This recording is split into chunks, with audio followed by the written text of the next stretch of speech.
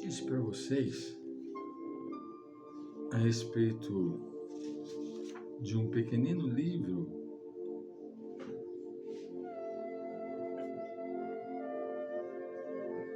que é escrito, a coleção chama Vida e Obra. É um pequenino livro.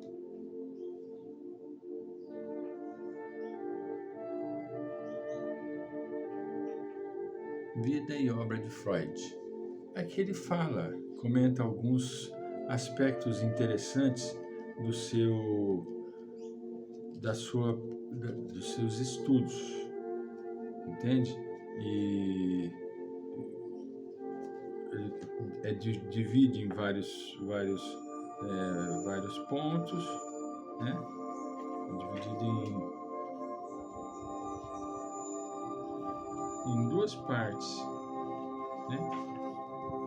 Ele trata dos processos psíquicos, consciente e inconsciente, recalque e sublimação, hábito inocente, brincadeira inocente, esquecimento inocente, o que é o sonho, sentido dos sonhos, método das associações, o que é o pesadelo, uma série de assuntos interessantes. Hoje, provavelmente, isso aqui só vai se encontrar em sebo.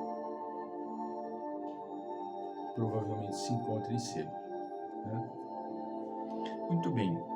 Continuando, o Dr. Avatar nos diz assim: os distúrbios aparecem se essas vias não são adequadas, se há obstáculos à sublimação ou se esta não é feita corretamente. Não posso, contudo, deter-me nesse assunto tratado amplamente por vários estudiosos de psicanálise, havendo para os que estejam interessados abundante literatura. É o que eu estava mostrando para vocês.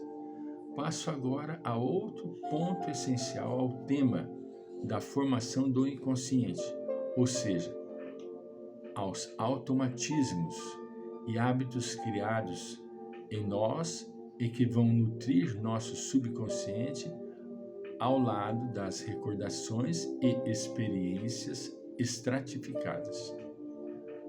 O que são os automatismos? São atos físicos, manifestações afetivas, manifestações emotivas, operações mentais, que a princípio ocorre com a colaboração da atenção e da vontade, mas que depois, pouco a pouco, com a frequente repetição, tornam-se automáticos e inconscientes. Olha que interessante, eles se repetem, né? Esse é um processo natural da evolução da consciência, que se desloca gradativamente de um nível a outro, enquanto os automatismos aumentam. Por exemplo, as funções fisiológicas, que inicialmente ocorriam com o auxílio de nossa vontade, tornam-se automáticas no decorrer da evolução. As nossas funções fisiológicas, né? Da mesma forma, os movimentos que fazemos para caminhar, para comer, escrever, que se desenvolveram com concentração e exercício, tornam-se inconscientes. Dirigir automóvel, escrever a máquina, tocar piano, etc. Atividades que exigem, a princípio, atenção e esforço, tornam-se depois, para nós, fáceis e espontâneos, podendo ser realizados sem auxílio da consciência. Se procurarmos refazer as várias etapas percorridas para atingir o resultado, sentir-nos-emos perturbados, impedidos e até mesmo paralisados. Tais automatismos formam-se também no campo afetivo e no mental. Quantos afetos e apegos foram criados e vivem em nós inconscientemente, e deles nos damos conta quando o objeto do nosso sentimento se ausenta ou deixa de existir, por estranho que pareça, podem tornar-se inconscientes, automáticos, isto é, de tal forma implícitos e habituais que escapam à nossa consciência. Frequentemente, esse tipo de afeição que dedicamos aos pais, familiares e pessoas que nos são próximas, que há muito amamos, embora somente com a sua ausência nos tornemos conscientes do profundo sentimento que nos une a eles. Isso é fato.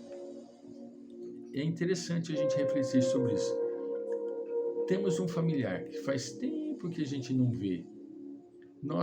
Essa falta faz a gente refletir o quanto aquela pessoa é querida por nós mesmos. O nosso pai que partiu para o plano espiritual, nossa mãe, a falta de ambos faz-nos crer o tanto que nós éramos ligados a eles. Né? Isso acontece também no campo mental, segundo o Dr. Bhattar. Na mente, a parte consciente é mínima diante do inconsciente. E como dizem inúmeros estudiosos, a maioria dos pensamentos se desenvolve abaixo dos níveis de consciência, sobretudo aqueles a que estamos mais habituados, que mais cultivamos e aprofundamos. Vemos surgir na mente consciente os resultados do pensamento, mas não todas as fases do raciocínio que ocorrem de maneira automática.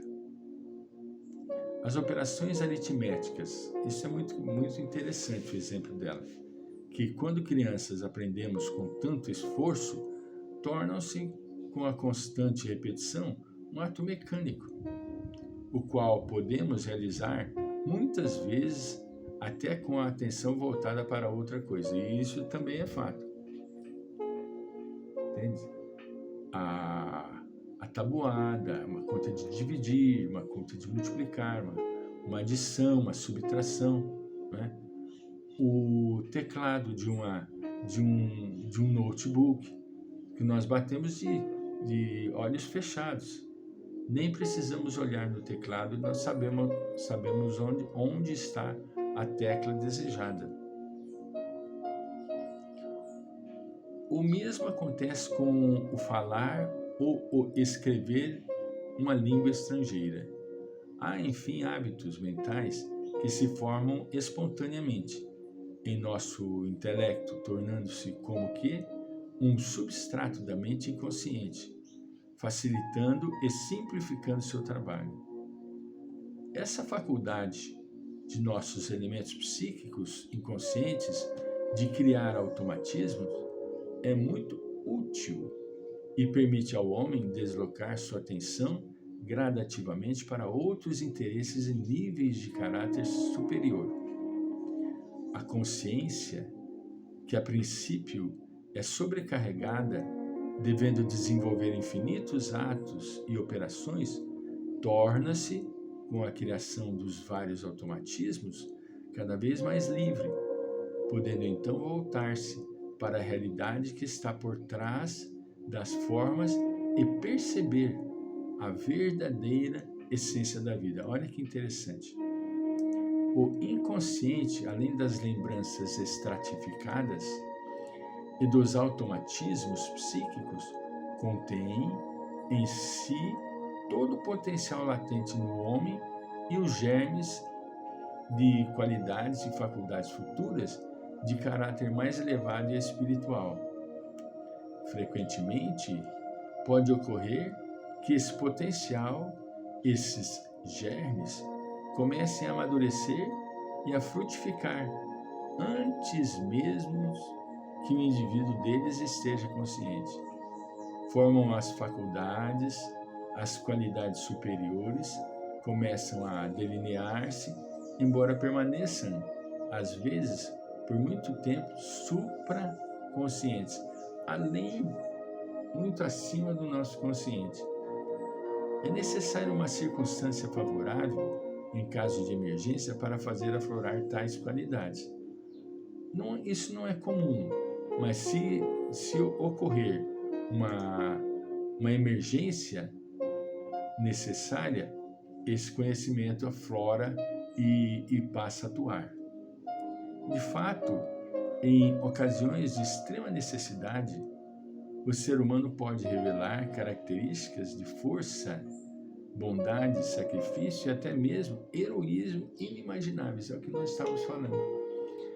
A pessoa traz escondida, traz retida no seu inconsciente uma série de habilidades inimagináveis que, no momento oportuno e necessário, põe para fora. Por causa do quê? Por causa da necessidade. A necessidade fez com que o indivíduo agisse de uma maneira inesperada, uma maneira inimaginável, mas ele trazia dentro, no bojo da sua consciência, esses registros. Voltaremos.